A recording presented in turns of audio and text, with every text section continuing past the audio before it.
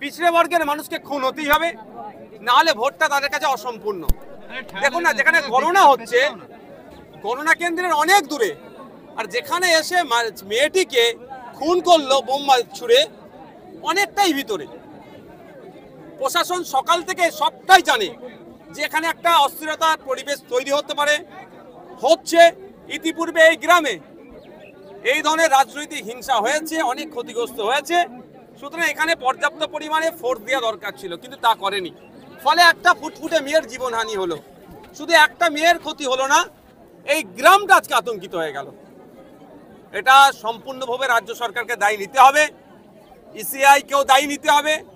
আমরা চাইছি সঠিক তদন্ত হোক।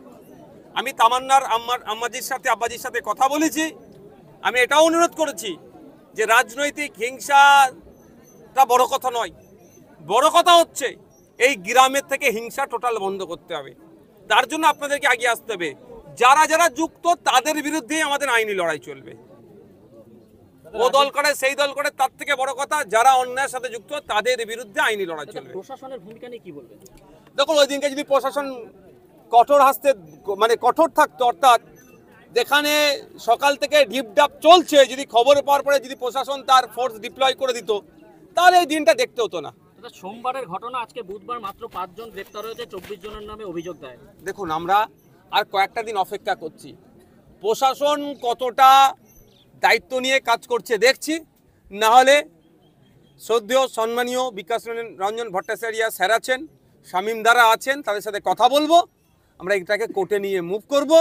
পরিবারের কথা যে বিচার চাই, সিবিআই চাই, আমরা তাকে আজকে কথা বলেছি যে আমরা চাইব কোনো জজের নেতৃত্বে টিম গঠন করে এটা তদন্ত, অর্থাৎ আমরা এটার আপকামিং যে প্রোগ্রেস হবে সেটা আমরা করব। শুধু আমরা আর কটা দিন অপেক্ষা করছি, পুলিশ আর কজনকে গ্রেফতার করে সেটা দেখছি।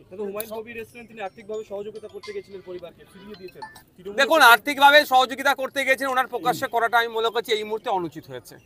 আমরা অনেক সময় অনেক ক্ষেত্রে অনেক মানুষের পাশে দাঁড়াই আর্থিক সহযোগিতা করার জন্য, কিন্তু যখন তার মেয়েকে হারিয়ে শোকে পাথর, সেই সময় আর্থিক সহযোগিতা এইভাবে প্রকাশ্যে নিয়ে এসে খামে ভরে দেওয়াটার জবাব পেয়েছেন। এবার হুমায়ুন কবির সাহেব নিজে থেকে দিচ্ছেন না সরকার তাকে ম্যানেজ করার জন্য পাঠিয়েছে, আমি বলতে পারছি না। তবে সরকার এত বড় নির্লজ্জ, যখন যাকে পারবে ম্যানেজ করে দেওয়ার জন্য পাঠাই। কারণ যে ওয়াকফ আইন বিজেপির বিরুদ্ধে আন্দোলন করতে গেলে এখানকার মুসলিম সম্প্রদায়ের মানুষকে সরকার আটকানোর চেষ্টা করে।